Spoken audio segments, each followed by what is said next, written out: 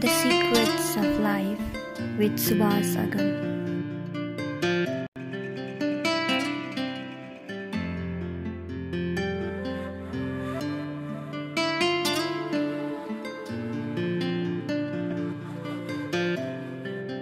Namaskar friends, welcome to the Secrets of Life. Today this is very special interview. We have very special guest from India, Shree Ambareesh, and he is son of Shree Shivkrupananda Swami. Let's welcome him. Swamiji, Namaskar. Namaste. Welcome to the show. How are you doing in Nepal? I'm doing great. It's amazing to be here.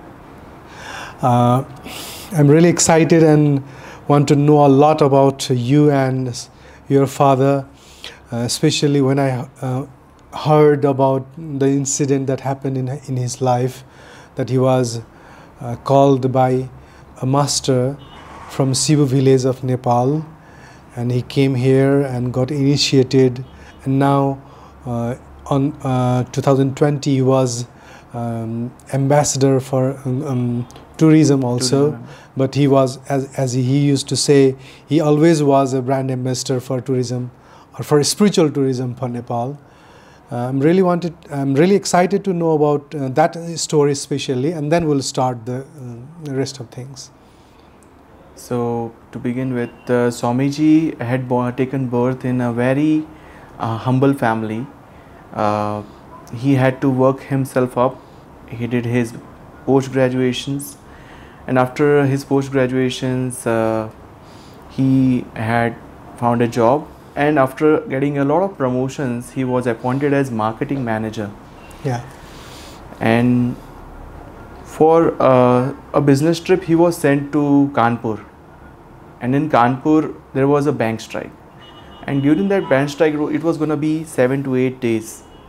So he knew that he wouldn't be spending his time wasting, so why not work on the visions he had been getting from the childhood. So the three visions which he used to have in his childhood, even in the sleep or if he is just meditating, he would see three images. One image was of Pashupatinath. Okay. Second, the image was of a village, and the third one was of a guru. He did not know who the guru was. He did not even know what the temple was. But maybe he found out in the newspapers. And then in Kanpur, when it was the perfect time, he had a week in his hand. He thought that he should explore those visions.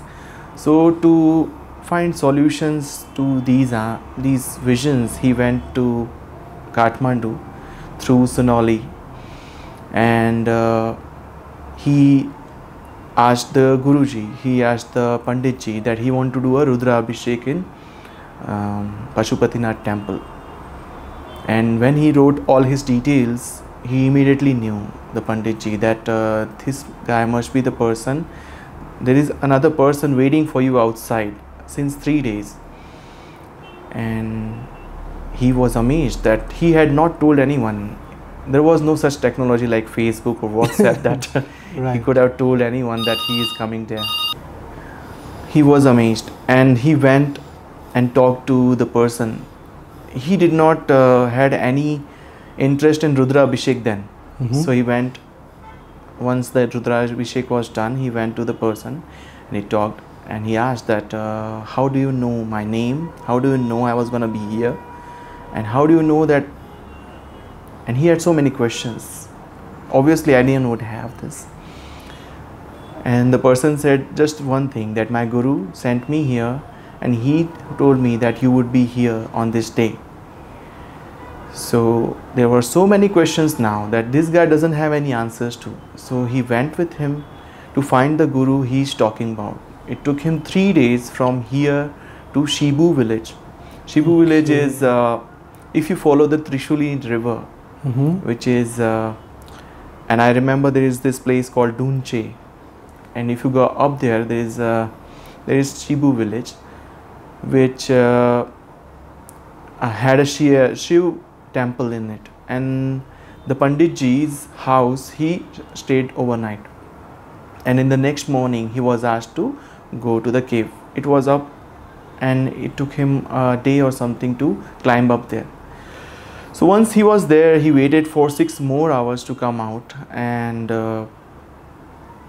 Shiv Baba came out. And as soon as he came out, the opening of the gufa, the cave, was so small. But when he came out, he was a tall person, maybe 6 foot or more than that. And Swamiji immediately felt this connection. He did not know what was happening, but he bowed down, did a sakshan dandavat. Okay. It was not his choice, it happened on its own. And Shiv Baba lifted him up. He said that I have been waiting for you for last 40 years, and I want to give you what my Guru gave me to be provided to you. So you must rest in my cave for tonight, and in the morning I shall give you Diksha. Okay. So he waited in the cave, and in the next morning he sat there. He took the Kamandalu, abhimantrit the water, and then did the Diksha. Okay. So when this Diksha was done, you wouldn't believe, but because Swamiji also did not believe, that it had taken 3 days for him, and he was in that state of Samadhi. Okay. So he was in that same state. He was sitting there in that... For 3 days? Yes. In Samadhi? Yes, in Samadhi? In the Samadhi. Wow. And when he came out of this Samadhi, Shiv Baba was sitting in front of him. And he said that I have given all my Shaktis, all my blessings, everything, the Gyan, the knowledge, everything I have preserved since last 40 years. And now my time has come. Okay. My duty towards you is over. My Gurus had offered me to give it to you. But these words also created another question to Swamiji. And he just did not feel that anything has changed within him. But he couldn't answer, he couldn't say this. He did not have the guts to say it when the Guru is saying. But the Guru observed that thought and immediately replied that you must not be feeling that any change in your body or in your consciousness. But as soon as your karmas are over, as soon as you go back to society and get married and have your child and do your karmas, there will be a time another Guru will come in your life and he will take you to the journey where all the Guru wants you to be in. Wow. And after then, he did a Jivant Samadhi. He went into the meditation and left body. Cremation was done and he came back. Okay, so on the same visit, he left his body. The Shiv Baba Guru left his body. Yes. After initiating him, right after that? Yes, after initiating him, he did a Samadhi, and there was also... and he left his body? Yes, he left his body. Oh my God. It was a Jivant Samadhi. So that was his first and last meeting with his master? Yes, yes. Okay, so, yeah. And that made an impression on him. Anyone would be in questions that what are these karmas, who would I be married to? There were so many questions in his life. But there was one thing which he was very sure of, that he had a santosh in his life because he had achieved everything a person wishes to be. He had attained respect, he had wealth, he had the family love, everything. Yet still he felt emptiness, that something is missing. Would he be dying just like a normal person, or does he have a higher purpose? And that was over because he found santosh, that he had attained Paramatma. He has found it. And he on his own found the state of meditation. And after 2 years, when he got married, and he also had a child, he felt that isn't the time has come that master should come in his life? But he couldn't find any signs. No one was coming. And he felt that he should just leave the job and find the master who he is meant to meet.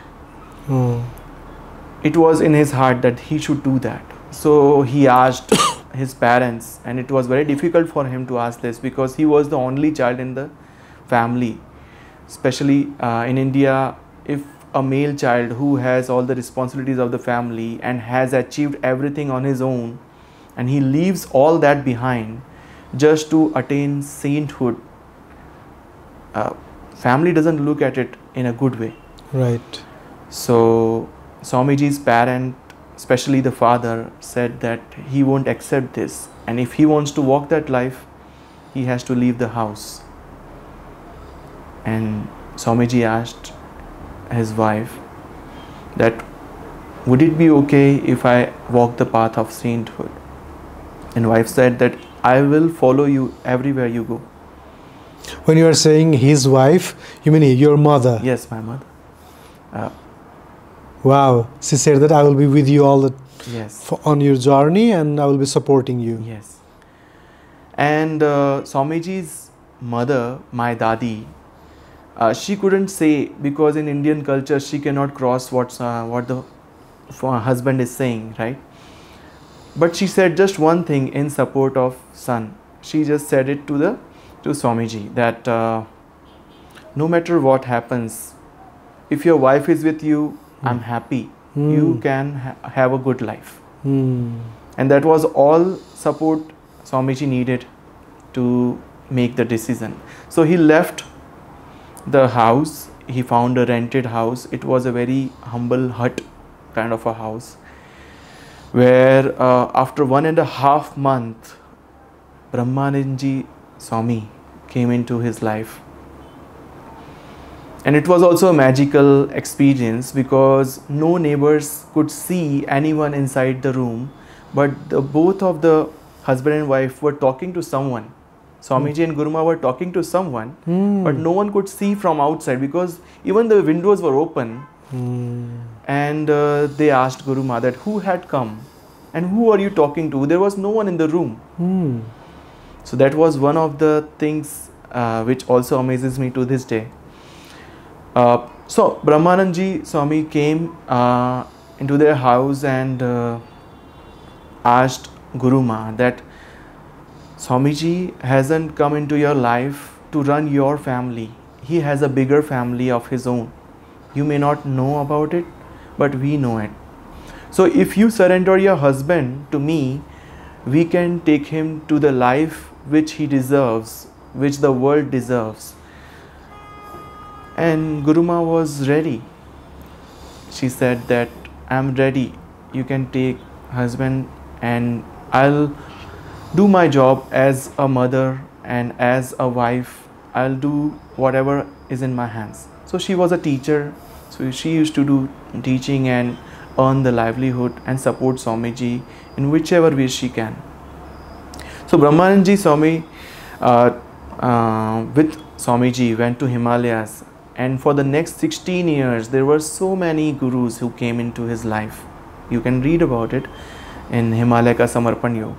But especially I would like to talk about two things which had happened in Himalayas. First one was when he had accidentally got into a storm. I said accidentally because I'll talk about it further. That he thought it was a stormy night, and he was with two Buddhist monks, Lasi and Ani. These two monks, he had found that they were very impressed by him, his spiritual talks and his vision, everything.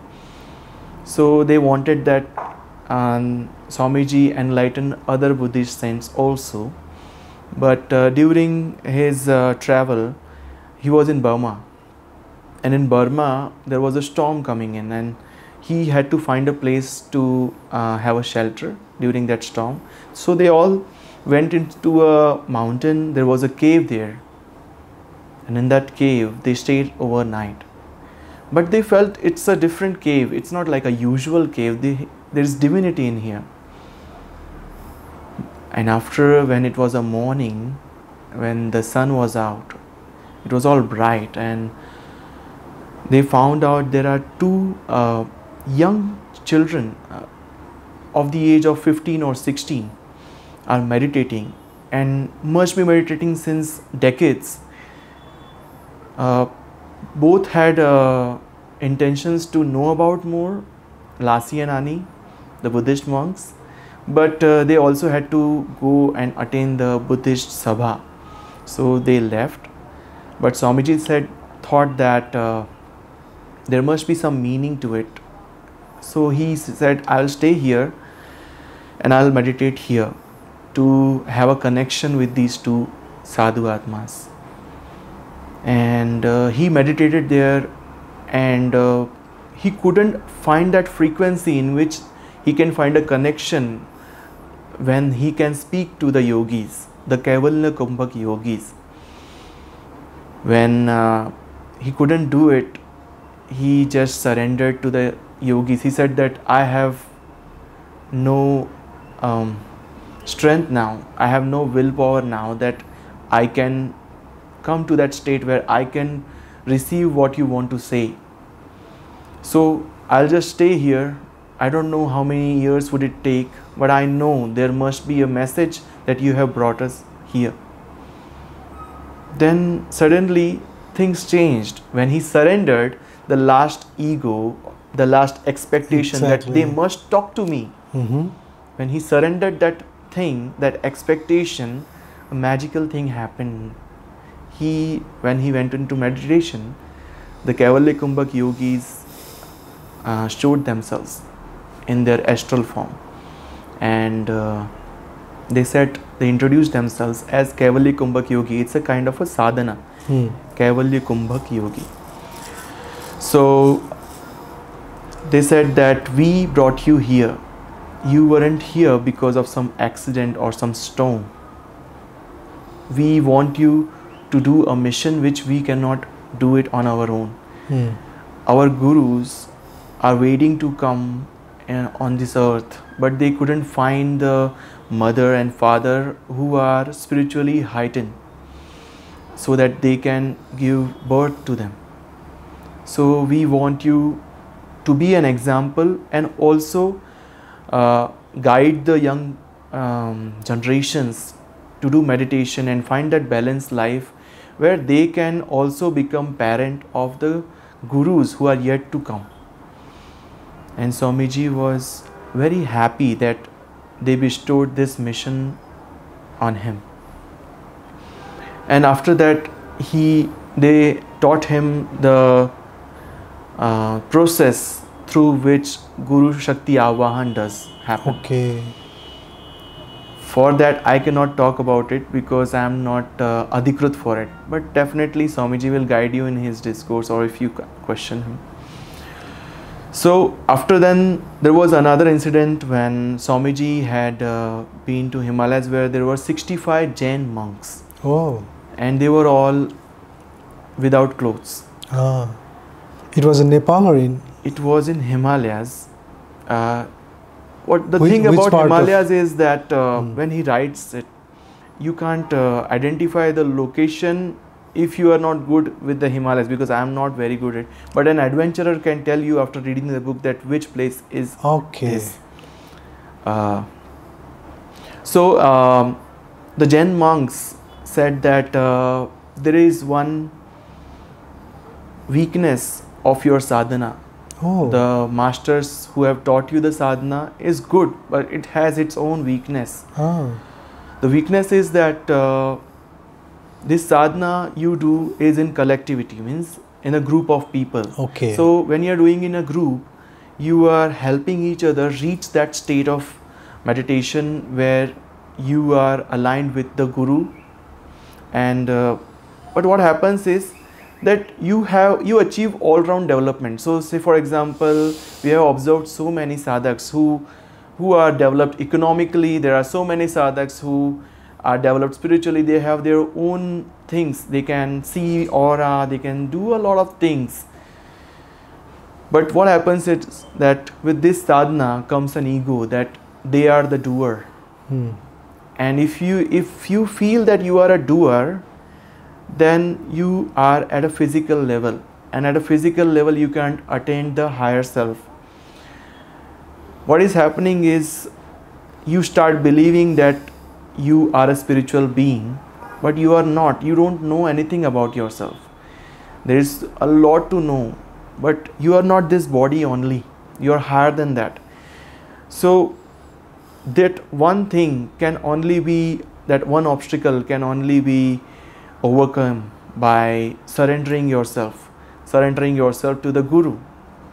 So the Jain monks told Swamiji that ask your sadhaks and yourself also that if you find ego, that you are gaining a lot of spiritual experience, then try to avoid that feeling by surrendering yourself to the Guru more, by increasing the devotional level, by increasing the Atma level and decreasing the physical self.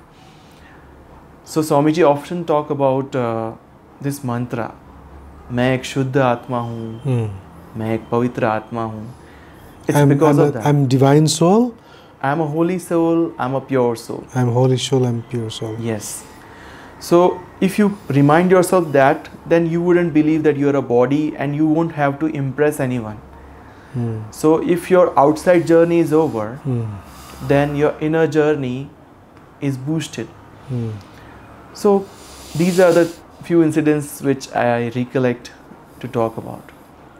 Yeah, thank you very much for this wonderful explanation. I'm just loving it, and I didn't want it to stop it. I want to ask that what is the exact sadhana that he teaches these days, and what was the thing that he got from that master Shibu Baba, and that is what you teach these days. What is the exact meditation or the campaign that your organization is doing? So I'll talk what Swamiji says. What does a candle have? Light? No, it doesn't have light. Or the possibility of having light. Yes, it has possibility. Possibility of lighting. And just when the candle reaches another candle which is already lit, it gets lit. Yeah. So the candle doesn't light the another candle. This candle is just coming into the proximity of a lit candle. So this is what happens with Swamiji and the sadhaks. Swamiji is enlightened. He has achieved the state of Atma. When sadhaks come into his proximity, then they also attain that. But they cannot maintain that feeling of Atma. To maintain that feeling of Atma, they have to practice meditation. And he always says that even the most foolish person on earth, even the most evil person on earth, if does sadhana for 12 years, 30 minutes every day collectively, he can be a saint as good as Gautam Buddha. So it's all about practicing meditation and making it a lifestyle. So what is the meditation technique that he is teaching? Yeah. So there was one meeting of all the saints, and they had asked this, that you taught us meditation for 8 days, but you did not made us do tratak, you did not made us do any kind of breathing, anulom vilom, bhastrika, nothing. You did not make us do any kind of mantra or anything, or any kind of bhakti or shloka. You do not teach us anything which is very difficult for a person to do. So how are we going to tell others that what did we learn from you?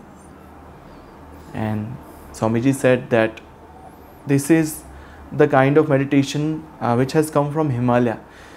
So Himalayan meditation doesn't work on a technique, it works on your soul. Your soul has already found a way to and a wish to enlighten.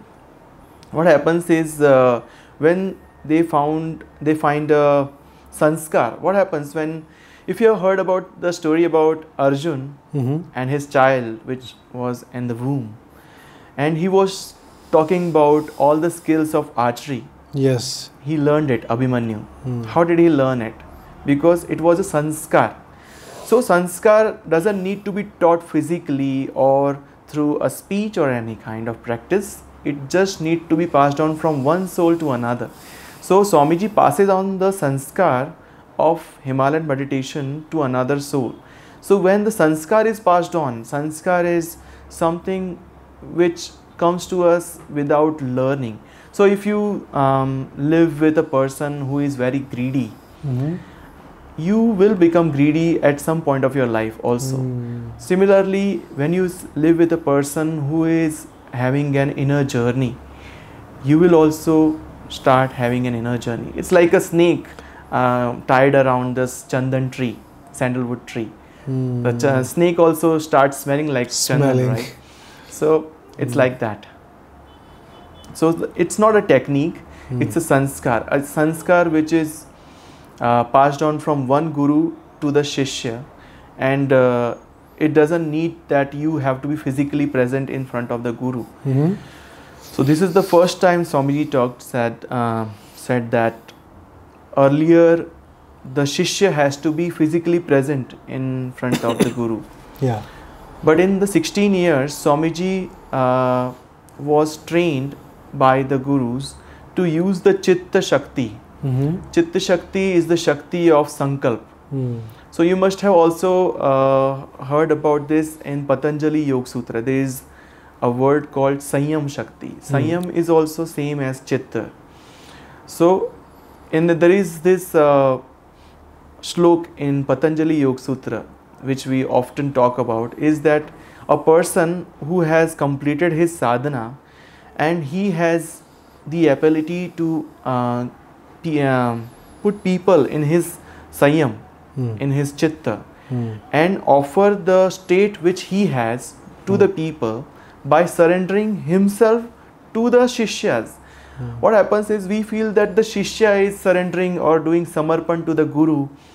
That doesn't happen in reality, and it is the secret actually, that the Guru first gets samarpit to the Shishya, and after then Shishya is a little bit foolish. It's like a child, and the mother knows a lot. So mother is committed more to the child. Child, when becomes adult, knows that the mother has done so much for him. Right. Then the child gets devoted to the mother, right? It's the similar way. So that's the sanskar. So still it is kind of vague for me or abstract for me to know what exactly happens at your ashram. I have seen videos of your ashram and classes, and there are thousands of people standing in front of you, also standing in front of master, your father, and your mother is also, and they are listening to him, listening to those discourses. So as you said, you are trying to cultivate that sanskar in the mind or in the soul of the people, so that they will start cultivating that thing inside them, and slowly that thing will transfer from master to the disciple. So the thing which we are talking about, sanskar, it is instant. It's not like it is transferring like a downloading. We are downloading a software from one cloud server to another. It's actually, it happens in an instance. So there is a question which people ask.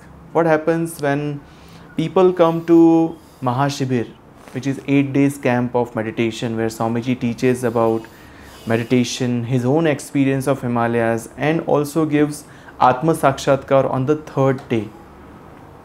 So how he gives that? Yes. Yeah, you finish the first thing and then we'll come there. Yes. So when he gives Atma Sakshatkar to all the people who come there, people for the first time, they experience inner joy, and they feel that they do not feel happy because there was some reason that they met Swamiji or anything. Swamiji was very far away. He may not have seen you also, but you still feel that inner joy, and you did not get a raise, you did not find a very good girl for your house, you did not find good news, there was no external input, no stimuli which was from external, but it was an internal stimuli. And that triggers the question in your mind that why were you happy? Why did you feel that energy traveling through you to the crown chakra? How did that happen? What is this happening to me? That nothing like this has ever happened to me. It's similar to a person who has never felt love, but as soon as he gets to the age of 15 or 16, he feels kind of an attraction, a love for a person, another person, and it's so much that he also gets a fever. But that's another thing. So it's similar like that. He explores, he identifies another self, which is an inner journey, and that makes him follow the path of spirituality later. So that is one thing. Atma Sakshatkar is one thing. Once you have attained and identified that there is an inner journey to you, so all our life we feel that everything we do is eat, sleep and earn money and try to live our life in a healthy fashion. But there is no more to it other than the entertainment and the success part. What is more to it? We don't know about that, right? But once you attain Atma Sakshatkar, you know that these are just the small things, small bits of your life. The bigger challenge is to keep that state which you attained for the first time in presence of the Guru for your entire life. That is the biggest achievement you can ever have. But you cannot do it on your own because this wasn't done by you and this wasn't done by the Guru. So who did this? All these questions brings you closer to your soul. So for the first time you understand what is a soul. And there are so many qualities of soul. The soul starts showing up its qualities. So sometimes you are in the market, you will see a cow looking at your eyes and you are looking at the cow's eyes and you will feel so much love. You will find some money, 50 rupees, 100 rupees, you'll give it to the shopkeeper, you'll get some carrots and you'll give it to the cow. The cow is eating the carrots and you're becoming very happy. You are very glad. You're not very glad because you did something good. You're happy because the cow was there. You couldn't have fed the cow if the cow wasn't hungry and looking at you. Exactly. And you are happy also because the shopkeeper was also there with the vegetables. Exactly. And you're also happy because your wife kept that 100 rupees in your pocket. So you are grateful for all these things happening, and that thing, that sparkle, that is your soul. So then there is another instance to it. Sometimes a person, when I was in Nepal, when I was returning back from Shibu, I wanted to get something for my wife and for my mother and everyone. So I had so many bags in my hands and I was walking in the market. I found this guy who was almost half drunk and he was beating, I think it was his wife, she was his wife. He was beating his wife in front of the whole market and everyone was watching, and as soon as I watched, my bags dropped and I jumped on that guy on my own. I did not know it was involuntary. It happened on its own, and you can see my weight. This guy couldn't do anything. So I took a hold of his hand, put behind his back, and the lady took the stick and started beating that guy, and I stopped the lady. I said that if you beat this guy, I'll leave the guy because I am here to save you. I am not here to harm this guy or teach him a lesson. So that guy and the lady left the stick and ran away. At that time I was feeling grateful for this guy also, and I was feeling grateful for this girl also and everything which was happening, because for the first time I felt that, oh, I had no courage like this. If someone is beating and he has a weapon in his hand and I'm going to fight that guy, I'm not a person who fights. So at that time I identified that there is sahas. Sahas is a strength of soul. It's a quality of soul. So there are so many qualities of soul. Once you attain enlightenment means, yeah, you discover your soul. You also start discovering its qualities. So there is a quality of love, love which is without expectations, without any conditions. You are just loving because you love to love. Exactly. It's a feeling. You also do shama. You forgive very easily because you know that person is also a soul in the end of the day. Then there is bhav, which is called courage, which I talked about. Then there is dan. Dan also happens on a soul level. A dan which is done with an expectation that you will get punya, or you will get rid of the pap you had done earlier, or maybe you will get swarga. That is not called dan. Dan happens with soul. Even 1 rupee dan, because we feel like doing a dan, that 1 rupee is better than crores of rupees of dan. So there are so many qualities to soul. You will start exploring it once you get inner journey, once you discover your soul. Yeah, you have such a soothing voice and such a soothing personality that I just was feeling to listen you more and more and more. So as you said, you are representative of Himalayan meditation. As you also explained a lot of things, but could you explain a bit about this Himalayan meditation that you are endorsing? Yeah. So generally there are so many practices in society which people feel that every meditation leads to thoughtless state. Means nirvicharita. Nirvicharita is dhyan, is all belief. Thoughtlessness is gateway to dhyan. It's not dhyan. So if you are calling thoughtlessness as dhyan, then your child is already a dhyani person, a jnani person, a yogi. He is a born yogi then, because a child doesn't have thoughts. And the animals also doesn't have any thoughts.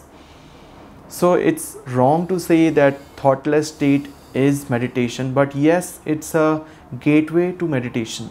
Once you are thoughtless, you have the space to explore your inner self, because the thoughts are coming in like a hurdle to your spiritual journey. So in society we have many paths to find that thoughtlessness state. One is bhakti marg, one is gyan marg, one is also yoga asanas. You can do yoga asanas and you will get thoughtless state also. You can do pranayam, you can also find that thoughtless state. How does that thoughtless state come into your life? If you have this question, then you must know about chakras. So earlier it was not, it was a belief that there are some chakras, but now with the technology, emerging technology like Kirlian photography and GD cameras, we can identify what are your chakras telling about you. So there is Mooladhara chakra. It is related to the feeling of lust and interest in foods and all sort of luxuries. Once you have found satisfaction at that level, once that chakra is balanced, it's functioning properly, then you won't feel that anymore. Once you grow above that, then there is Swadhisthana chakra. Swadhisthana chakra is below the solar plexus. It is related to your thoughts. A person who thinks a lot must be having troubles with Swadhisthana chakra. And the weakness of Swadhisthana chakra is that you get illusions. All the mental sicknesses are related to Swadhisthana chakra mostly. Then if that chakra is balanced, and maybe if you're having trouble in Nabhi chakra is related to the satisfaction part. So if your Nabhi chakra is not well, then you will not be satisfied in your life. You'll always be seeking some sort of luxury, some recognition, something. You'll always be in a running fashion.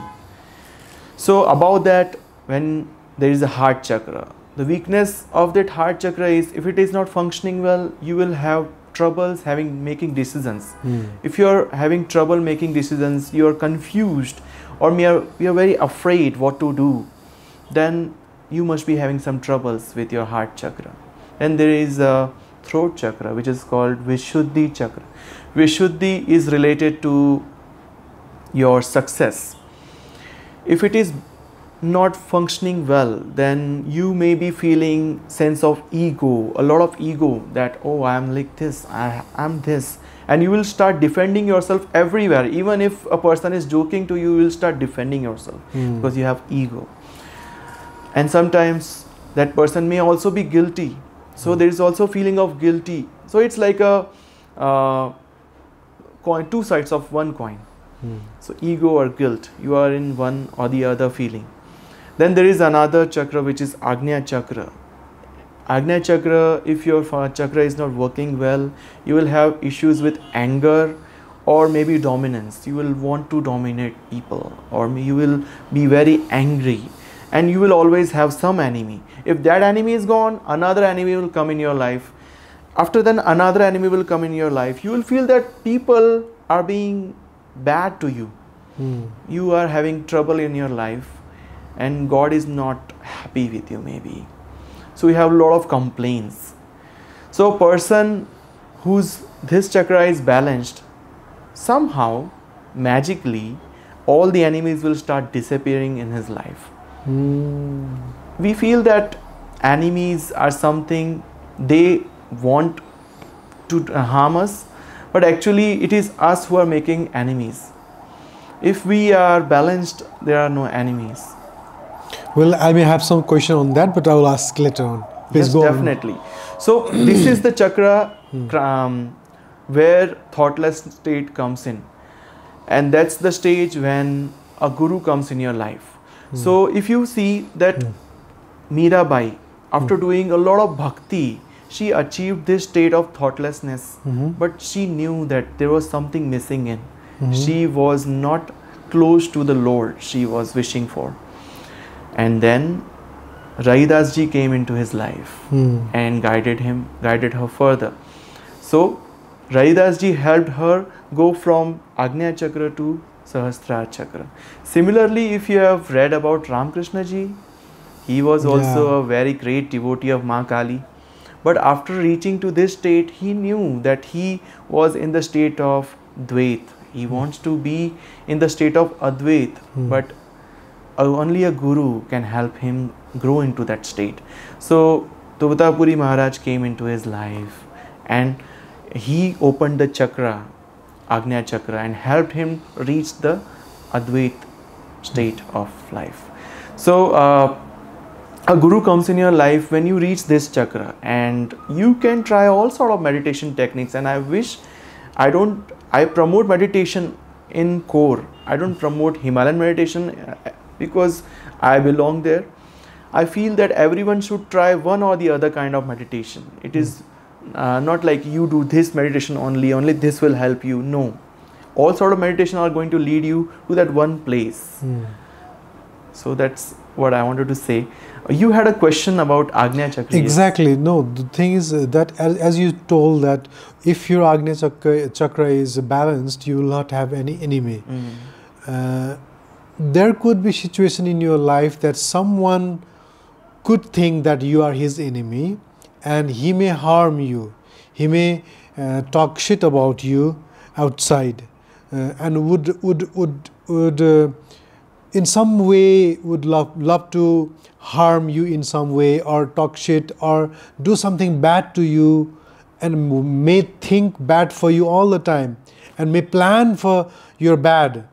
So in that condition, even though you have your balanced Agnya Chakra, he is always there to harm. He is always there thinking something bad for you. He is always there doing something, some conspiracy against you. What happens to those kind of situations? I'll talk about Mirabai. Like I said earlier, Mirabai also had enemies. She was also given poison.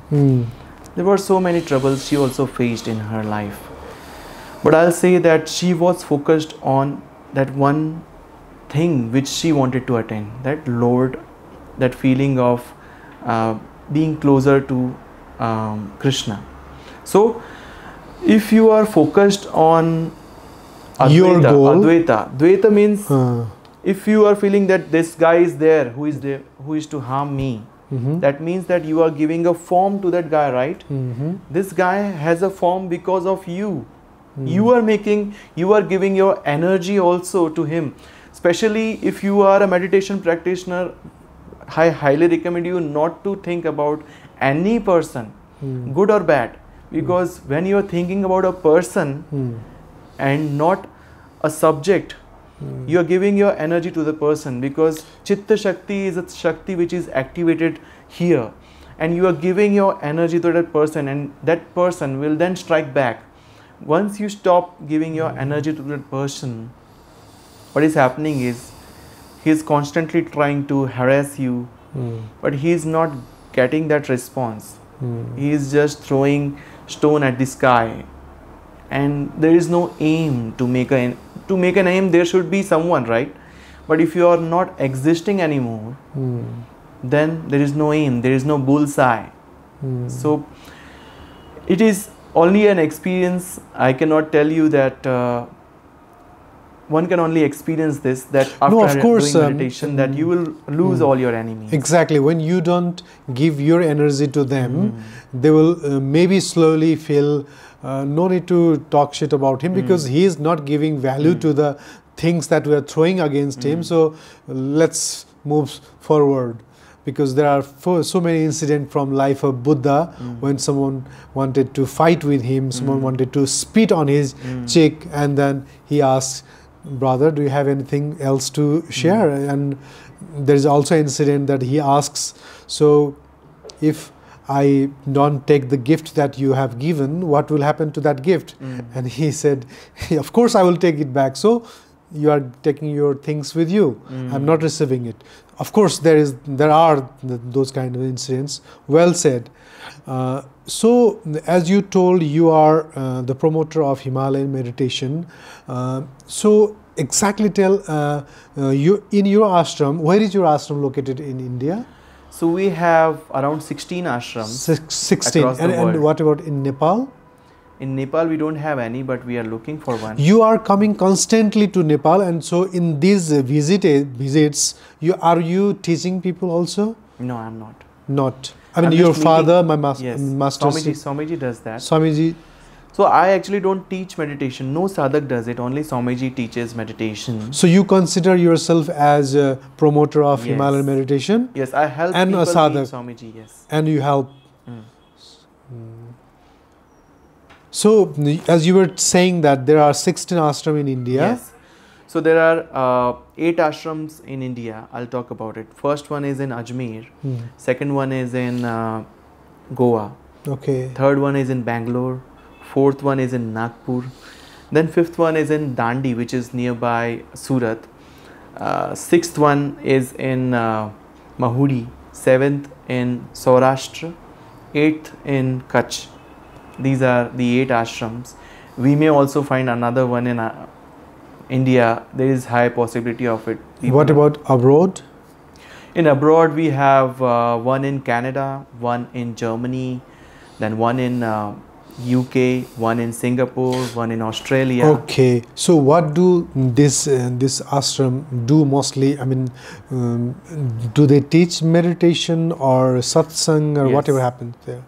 So we have these facilities of 8 days of meditation camps. Okay, it is camp. Yes, people can come in there and stay for 8 days and do meditation and learn meditation. And once they have found that balance in their life. So what is the name that you have given to this meditation? Himalayan meditation or yes.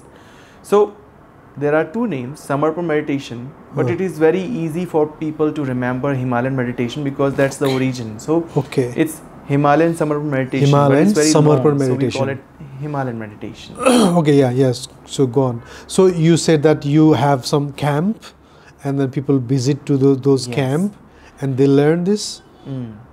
So once people stay in ashram, there are a lot of experiences they go through, especially about the self-discovery part. That sometimes people have troubles with habits called smoking, drinking and everything, and it's not allowed in ashram, but somehow they get an experience that they don't need it anymore. Wow. And they get out of that habit of smoking and drinking. So that is one thing which is talked about most. Second thing is the health part. They recover a lot after meditating in ashrams because there is no stress over there. What is happening around the world is world require meditation a lot right now, more than any times, because people are in stress. There is so much competition everywhere. If you want to do it in business, in job, in education, in marriage, and even in siblings. So to compete, to be better, why are they feeling like this, that they have to compete? Because they feel that they will be left out. They won't be able to enjoy life without winning. But once you do meditation, what happens is you become a balanced person. When you are a balanced person, you take a balanced decision. Sometimes we take decisions out of anxiety, anger, or fear. These are the decisions which decide your life. And all these decisions, if you collectively see it, and if you do it in a balanced manner, you will see at the end of your life, you will have a very satisfying life to talk about. So that is why we need meditation. I highly believe that if people do meditation around the world, then we will see reduction in domestic violence, we will see reduction in suicides, in depression, in all sort of mental illnesses which cause depression, cholesterol and sugar also, which is so common that people feel that in the 40s it is common to have blood pressure, or it is common to have sugar problems in the 50s. No, it's not common. My grandfather, my maternal grandfather, he is also alive. He is 98. He never had trouble of blood pressure, he never had trouble of cholesterol or sugar. So he always led a life of a saint. You will know about him in Duma's discourses. So basically we feel that these illnesses which are coming to us are very common. It's common because it's happening to everyone. So we don't feel that it's common, it's abnormal. But it is abnormal. We must see that what are our thoughts, how is it coming to us. So if anyone watching this show wants to learn Samarpan Himalaya Dhyan or Himalayan Samarpan meditation, how he would do that? Are there any online classes also?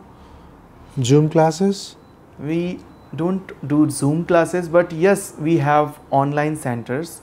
Firstly, I recommend that you join YouTube channel, if it is okay to say it on this channel. Yeah, no worries. So we have a YouTube channel called Guru Tattva. Yes. If you search that, and you will find there are 8 days Shibir of Shirdi, there are 8 days Shibir of Saurashtra, there is 8 days Shibir of, there are various Shibirs actually. Okay. You can go through it all. You won't find advertisement as much. So will it cost some? No, it won't cost you any. Actually, we don't charge at all. So like as you told about those 16 ashram in India, in different locations, if someone wants to come there and stay for 5-4 days and meditate, will it be free, for free? Yeah, the meditation is free. Just the expense, if you want to bear it, that is fine. Otherwise, some other sadhaks sometimes sponsors. Okay. Or we bear it. Okay. It is up to the discussion. Okay. So as you just took that word Shree, so it is struck in my mind that when you see a picture of Shivkrupananda Maharaji, he has a look like a Shree Sai Baba. So Shree Sai Baba also used to tie a cloth in his head, and same is with our Babaji, and even with the Maji also, she also does that.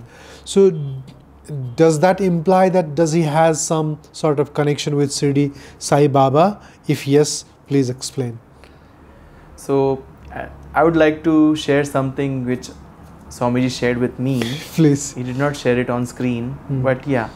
So when people called him Swami for the first time, okay, he felt very funny because he had a person who used to clean the tables, and the owner would call, "Hey Swami, Spatkamar, clean the." Okay. So every time anyone would call him Swami, he would always remember that guy. Yeah, similarly in Yes. Nepal, normally to the drivers of vehicles, we say Guruji. So there could be some sort of connection with Yes. that also. Maybe some guy learned driving from him, and then he started telling Guruji, and so whole people are telling Guruji to the driver. Same with that one. Yes. Please proceed. So Swamiji never wanted to be like a guru, because all the gurus he had met before Shiv Baba, they were not good, not as much as he had expected, which he has seen in serials or heard about in the books. Yeah. So he never thought he would ever be a Babaji, or he would be a Swamiji or anyone. But during his promotion of meditation, he went to Ramakrishna Mission. Okay. And the Mathadis of Ramakrishna Mission, he wanted to have a meet with him. And Swamiji went there, and he said that I have just one request to you. Swamiji asked, what is the request? What can I do for you? And the Mathadis said that I want you to wear the clothes which a saints wear. You are wearing the clothes which a normal person, sansaric person wears. And if you wear saint clothes, because a person should traditionally also look like the person he is becoming. So Swamiji said that I don't like gurus, because gurus are seen as dakus who are trying to extort money from the shishya and everything. So I want people to feel near to me. They shouldn't feel that this guru is someone who is beyond our reach, or we can never be like him. So Swamiji said that I want my shishyas to feel that they can also be like me, because I was also a sansaric person. Now I have attained this because of my own gurus. But the Mathadis said that I want you to wear the clothing of a saint, because I want you to help clear the bad vision about a saint. If you wear clothes of a saint, people will think good about saint. Through you, people will start believing saints again, because right now in this era, because of the fake gurus and because of the fake things happening, people are not believing in saint. And then what will happen is people will abruptly stop being spiritual at all. Yeah. So if you wear spiritual clothes, clothes of saint, then people will believe in spirituality. Then Swamiji adopted the clothes, and since then he started wearing it. I don't remember any instance when Shirdi Sai Baba's clothes somehow got inculcated in his dressing sense. But there was one instance when he had been to Pune, where he met a person during his retreat. He was a manager of the bank, and Swamiji, when he went back to the place where he was given a residence, and during meditation, a saint came into his vision. Okay. Generally, when he meditates, no one comes in apart from his own gurus. Only if he wishes to see the gurus, then only the Himalayan gurus shows themselves. When he is trying to practice meditation, no one comes in. But it was the first time a saint came into vision which he did not know about. So that saint asked him, he gave him a mission that you enlighten this soul, which the manager I was talking about earlier. Then Swamiji accepted his command, and he went there. He asked the manager that do you want to learn meditation, and he agreed to it. And Swamiji did the Jagruti of the manager, and it was so easy. He had the easiest experience doing a Jagruti of that soul, because earlier on people used to be meddled with a lot of things of sansar, but this guy somehow was spiritual at its core. So it was very easy for do the Jagruti of that soul. And when it was done, this guy couldn't come out of meditation. He was in that state for 5 to 6 hours, and Swamiji asked him to please come out of this state. And this guy just grabbed the feet of Swamiji and said that you are my Paramatma. And Swamiji said, no, I'm not your Paramatma. I did this because a saint asked me to do it. Then he asked, who was it? Who was that saint? And then Swamiji pointed to the photo frame which that manager had in his room. It was the frame of Sai Baba. And Shirdi Sai Baba. Shirdi Sai Baba, because that guy was the disciple of Shirdi Sai Baba, and he had asked for further journey from this to this. So Shirdi Sai Baba asked Swamiji to help him find his journey. And after that incident, he thought everything was over. He wouldn't find vision of Shirdi Sai Baba anymore. And after then he was into meditation, and Shirdi Sai Baba again came in his vision, and he said that you in your discourse said that you don't ask for money, you don't charge money, you only do prachar with the money you are given by your wife. You don't take money from anyone. So that means that you still have one door of your ego open. That means you are still not there yet. To have that I don't take money, yes, and that I is don't an touch ego. money. Yes. Yeah. So you have to come out of this. Otherwise, there are so many people, and the mission you are having in your life, it won't reach to the top which needs to be done. So you must open this door, and if anyone willingly wants to donate to you, you take that donation. But don't ask for donations. Then Swamiji bowed down to him, and the vision was over. But after the Shibirs, without Guruma's permission, he couldn't take donation, because he had always said that he will always keep this nishulk. He will never ask for money. So all the money which was given to him, he received it, but gave it to the Shirdi Sai Sanstha, and went to Shirdi Sai Baba's Samadhi and said that you asked me to take donation, I have taken donation, but I cannot keep it with me. Tera tujhko arpan. तूने मुझे पूछा, I have given it to you again. And then he went back to Himalayas, and then he said about this incident which happened here to Guruma, and Guruma wasn't ready for this. Guruma means his wife. Yes, his wife. So he asked his wife that should we go on this path which Sai Baba is talking about? Should we take donations which people are giving willingly? And wife was concerned. She did not permit him. And this debate went on for 3 months. And after 3 months, Swamiji proposed that how about this, that we will take donations for next 3 months. If a progress happens, if something beyond our imagination happens after taking donations and using it for promotion of meditation, and if this happens, then Sai Baba is right. If it doesn't happen, what we will do is we will stop taking donations and we will do what we are doing already. And Guruma agreed to it. And after that, Yog Prabha Bharati Seva Sanstha was formed, and then the whole thing was changed. A trust was formed, donations was taken into that trust. It was non-profit? It was a non-profit trust.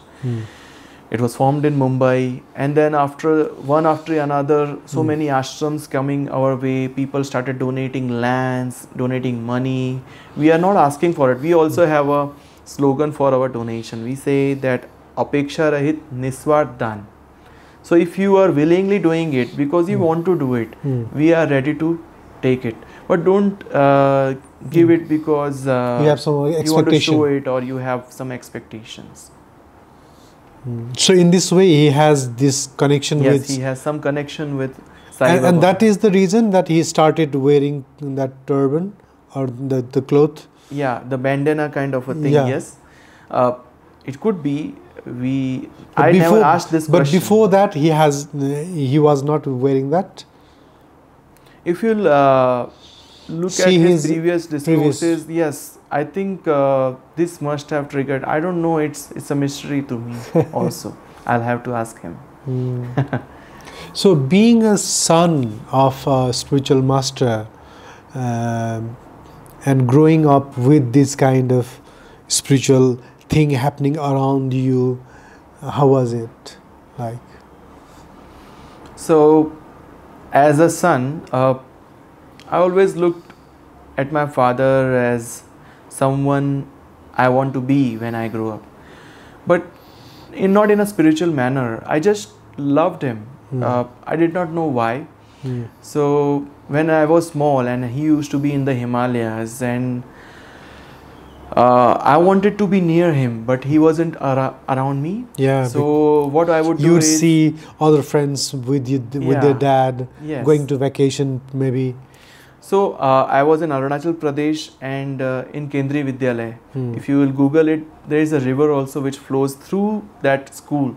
I used to sit by that river and I would wear this red color sweater and I would put the sweater of Swamiji in my tummy here and feel like I'm near Swamiji because Swamiji has this tummy. Oh, So that is how I would spend my days near the river. missing and him. Yeah, missing him.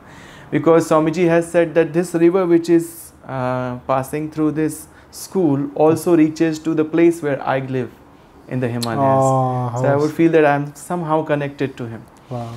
And after growing and coming into the teenage, we had a transfer to Gujarat. In Gujarat, everything is materialistically developed. So much wealth, everyone, there is so much of lights, the elevators, the malls, the Bollywood. I had never seen all these things. In there, it was a place of nature. In West, when I came into the West of India, there was elevators I could see, the malls, the flashy things, everything, and I was like, why did not Swami take me here earlier? Before. I wanted to be here. This is so amazing. I want to be in Mumbai and everything. So that was the phase, the teenage phase. I felt like I don't want to be a Babaji like my father. Because no one around me, every friend of mine had a father who was a banker or who was a businessman or who was doing a job, maybe in a government facility or somewhere. But no one was a Babaji and only my father was a saint. It felt really odd, and also it was so much odd because at that times in all the news channels there would be fake gurus Yeah. and everything, and I would feel edgy that what is happening, so many questions, right? Right.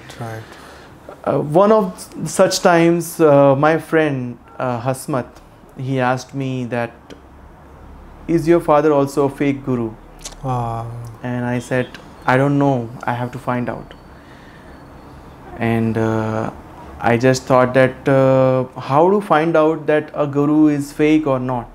So at that time Google had was there. I used to Google and there was some shloka. I did not know what it meant, but there was a translation of it, and it meant that a guru, a yogi, whatever he speaks, he can prove. Means whatever he says is always the truth. He never says lies. Yeah. Yes.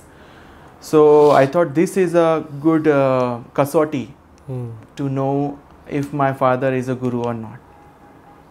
So one time in his discourse, Swamiji said that you shouldn't wear black cloth because it's not good for meditation. And I said that, okay, this is a good thing to experiment. So it was a very odd experiment for me and as well for my family. I never shared this with my family that why I'm experimenting this. They thought that I was in my rebellious phase, because never had they seen anyone doing this. A person, a child who is getting clothes all black, black underwears, black socks, black t-shirts, black jeans, black banyan, everything black. And I wore that for a month or more. And I would write a journal, what I am feeling. So earlier I knew what I was feeling during my meditation sessions, and I wasn't feeling that. So I wrote that maybe something is happening, my school schedule is now kind of getting between my meditation practice or something. It may not be black, I must be thinking in a hurry, let's wait it out. So then I went and meditated in the collective meditation also, but I would always go at when the meditation has already started, so that people won't see that I'm coming in black. Okay. So I would sit behind and leave early. So during those collective meditations also, I would feel that no, I'm not feeling that spiritual state which I always feel. Then I wrote it, and at that time I did not know why it is happening, but at one point I realized that this black color is coming in between receiving the energy. What is happening when a group meditation is happening is that when you are in a very good state and I'm not in a good state, your good energy, which you are the additional energy which you are attracting towards you, is transferred to me. That will help other. Yes. So you are doing Chaitanya ka daan. That is called the Shresht daan. And I cannot receive it because I am wearing black. Okay. So this is kind of a hurdle in the sadhana. So a person who is doing the Ekanta sadhana, means a Hatha yogi, black is essential for that person, because he is doing sadhana and he cannot give it to others. If he shares that sadhana energy to other, then he won't have any for himself. So he cannot share it. That is the path of one person. But this is a path of many. So black is like you are wearing raincoat under the shower. You won't be cleansed, right? So that was what I realized. Then I thought, okay, this must be one instance. Swamiji cannot be always be right, yes? Because I am his son, and his son always wants to prove father wrong, right? I was in that state. Second thing was, during his discourses, he always said that if your child does meditation, he would never be in a wrong company. So I thought, yes. So I now need to sit behind at the last benches where all the bad people sit. Those were the students who would smoke, also talk bad, see bad things and everything. So I went and sit behind, and they weren't giving me any attention, and I was just sitting and listening to them, and I couldn't relate to them, but slowly I started talking bad also. Okay. And everything. But I'd never left meditation. And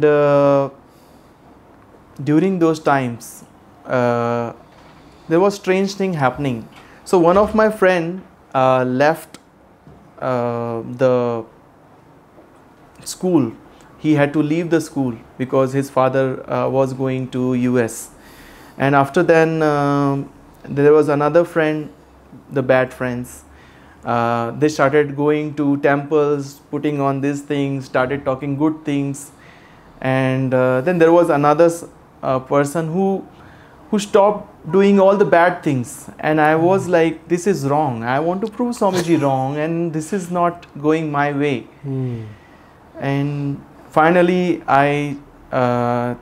these people who are the backbenchers started making progress in their studies also. And together we formed like a tuition where we started teaching other kids also. Wow. So it all happened and we did not know how did this happen. I also forgot about that experiment. We became such good friends. Wow. But after the school was over, I thought that, oh my God, what Swamiji was saying was so right. And slowly, after so many experimentations, I identified that Swamiji is not fake. But when I found that he is not fake, we friends have all gone all away, and he also doesn't remember the question he had asked, that is your father a fake guru or not anymore. So it doesn't matter now. Wow. So when was your first initiation happened? When you were a kid? That is a very tough question for me to answer, because I was a very small person since when I'm meditating. I have never seen... When you were in school also you were meditating, yes, because you had the information I'm meditating since the age of 3, 2.5, as much as I remember. Okay, yes. So you must have got initiated and you have learned that techniques, probably that. So today, as you are presenting meditation to the world, you are talking, you are giving lectures. Even I heard your pravachan with the big crowd. So you are giving these classes. What you consider yourself as, I mean, especially about your spiritual growth, where you put yourself? I see myself as an example, because I like to live. Swamiji always asked me to stay with the sadhaks, every sadhak. So he kept me in 15 years with all sort of sadhaks, because I was doing clerical job in the sanstha. And because of that, I got to know so many sadhaks, and I could feel them, and I could relate to them. And now that I'm managing all these things, these sadhaks know that I'm like them. So they wouldn't feel that if I'm progressing, they can also progress, right? So I'm trying to walk on the path of Swamiji, where he set an example that a sansarik person can also achieve that state which a guru has. So I'm also now a sansarik person. I also have a child. I also have a wife. So I'm trying to set an example for everyone. How does it feel when you meet your friends from outside who are doing normal, as people say, normal job, and the thing that you are doing, how you see and how you correlate with these two differences that you are living in and the different life outside? So a yogi, especially Samarpan yogi, is very flexible in nature. Flexible in the sense that he won't feel that he is someone special, that he is doing sadhana or something. His sadhana is his own personal dimension, and this life is another dimension. In this dimension, he abides by the rules and regulations and the interest of everyone around them.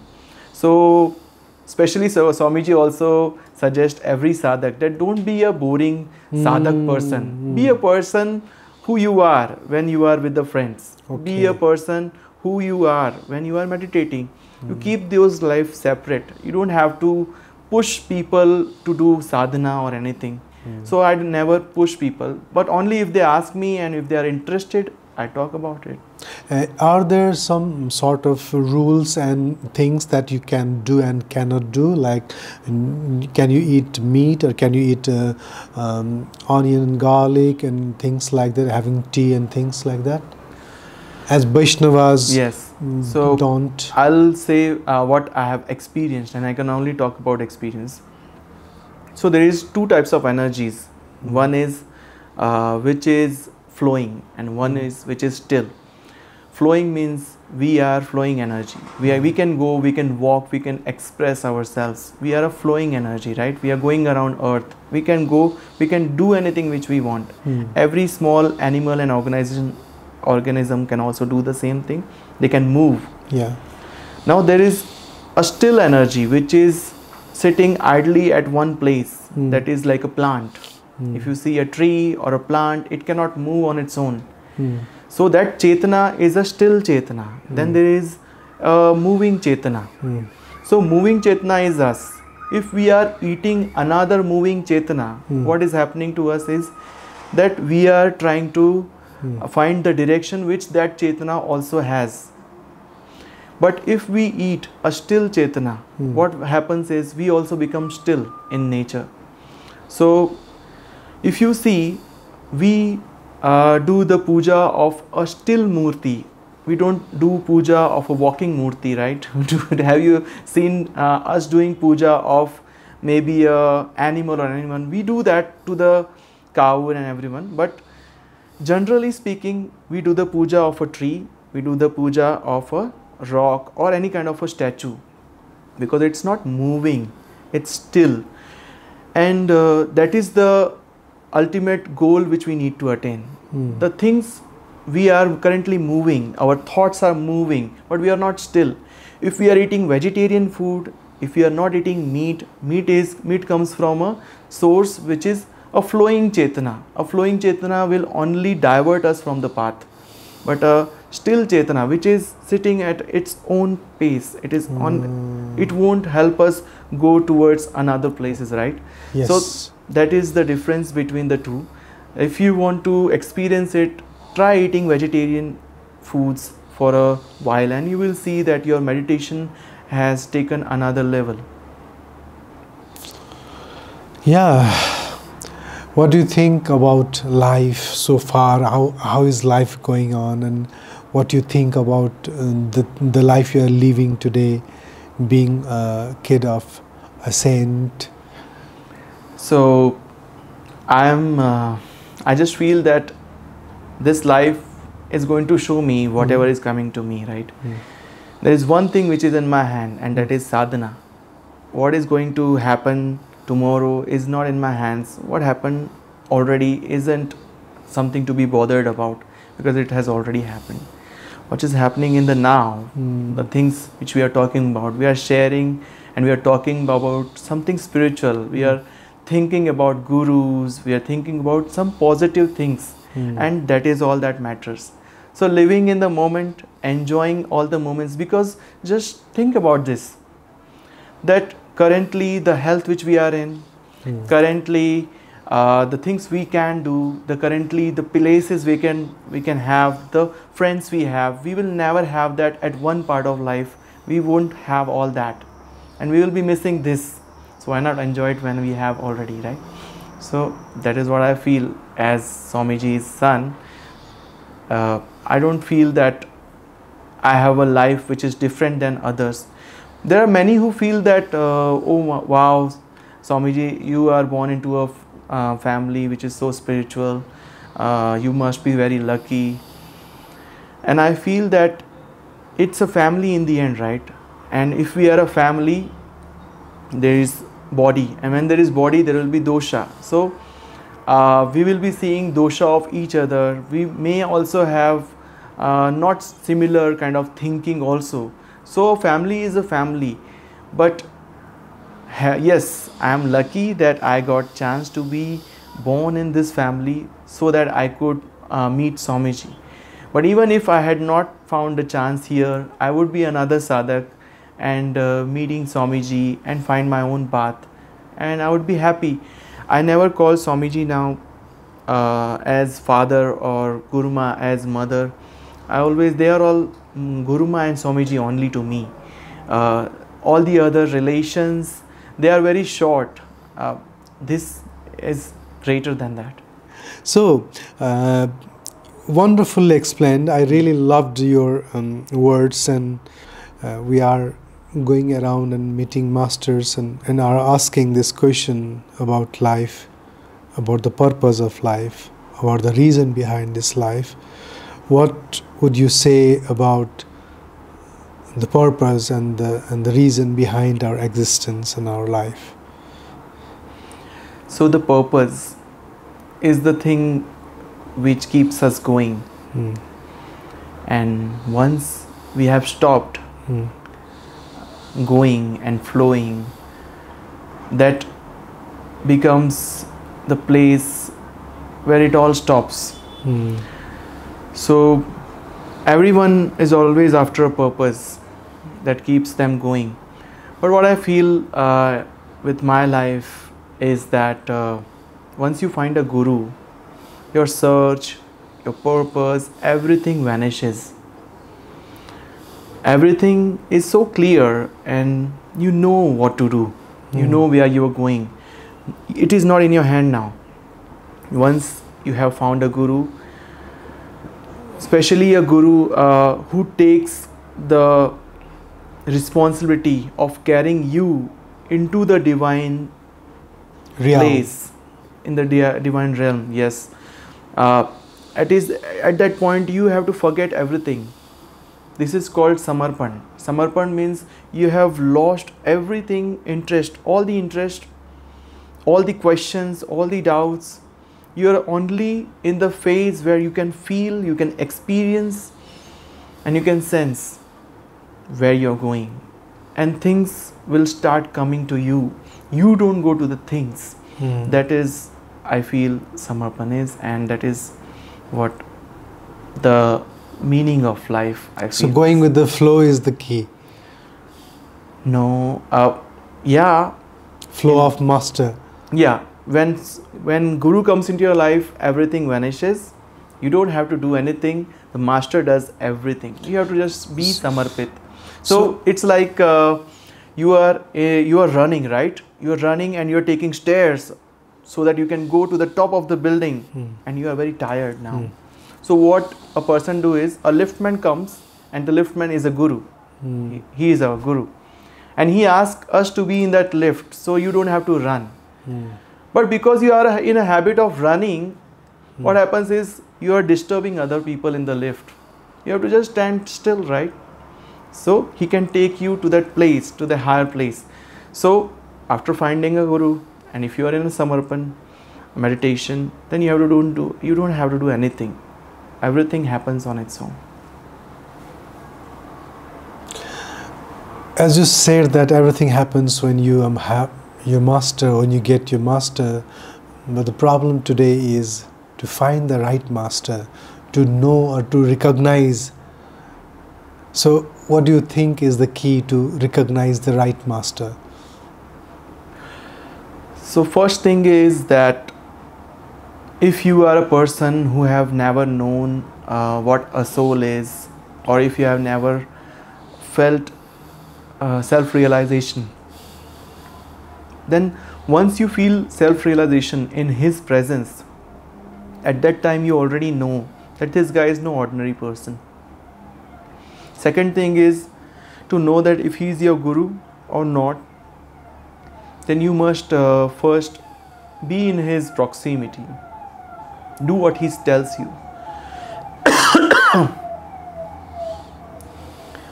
So once you do that, you will start feeling that the life you were having before wasn't the life you wanted. You find satisfaction in your life. And having the satisfaction that you don't have to do anything to find God, or maybe you have already found God, that satisfaction, once you have achieved that satisfaction, then you can say that you have found your guru. It is something which you know, you cannot talk about it. It's a feeling, and it only comes after practicing what a guru says. If you don't feel that satisfaction in your life, then you have to identify your guru. You don't stay there, you have to leave that guru. You have to find another guru. Until and unless you don't find that satisfaction in your life, that you have achieved God, or you don't have to run anymore. You are not concerned about your future, nor are you concerned about your past. Now you are in present, you are happy, you don't have to do anything. You are not talking to yourself that you don't have to do anything. You are not trying to make yourself believe this, but you already know this. There is one thing which is explaining ourselves that this is happening, but there is one thing to know. To know is to believe. So that's when you know that you have found your guru. It was really wonderful to talk to you. I felt really good to meet a new spiritual personality here in Pashupati Kshetra. We are just standing in front of Pashupatinath temple in Kathmandu. Such a great opportunity. Thank you very much for your precious time. At last, would you like to share something to the people out there? Yes, and it is that if you're running and you're trying to achieve something, you must know that there will always be someone better than this.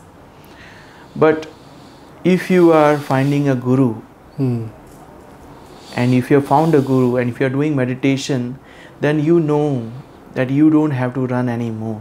The guru will do the running for you. So I want you to have that life, that satisfaction in your life, so that you will be free of all these worries, all these stresses. So that's all I want you to have in your life. Thank you very much for your wonderful time. It was really honor to have you for our show. We'll love to meet you again, and I hope to meet Swamiji also next time if he comes Nepal. Thank you very much. Thank you very much for watching, and I hope you liked this interview. Have a nice time. Namaste. The Secrets of Life with Suvas Agam.